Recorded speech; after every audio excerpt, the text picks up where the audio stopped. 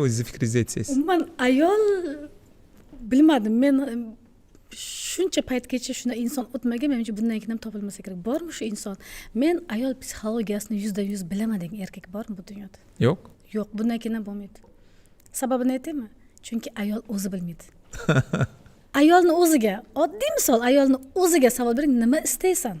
Bir vaqtda ikkita narsa xohlashadi-da. To'y xohlayotgan narsani qarama-qarshi tarafini ham turishini Bu ham xohlashadi. bor. Yoki 3-4 narsani aytadi-ku, yo'q, nima xohlaysan deb chuqurroq kiring, nima xohlakin, u o'ziga savol berib boshlaydi. Rostdan ham o'zi nima xohlayman? Nimaga o'zi shu ishni qildim? Men ko'p ayollar bilan ishlaganimizdan keyin o'ylab qarsam, hammasi yaxshi, nima xohlayman, nimaga bu ishni qildim bilmayman deb qo'yadi. Ba'zan bizani o'sha bilmayman, endi shu holatimizda bormi?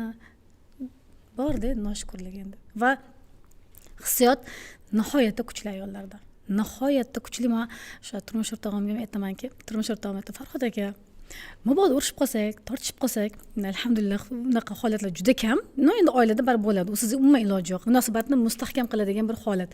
Lekin mabodo tortishib qolsak, o'zimcha aratlab ketaman deb qolsam, jo'natib yubormang yana deyman. He dedilar. Mani dedim, ketaman deganim, qolaman deganim deyman.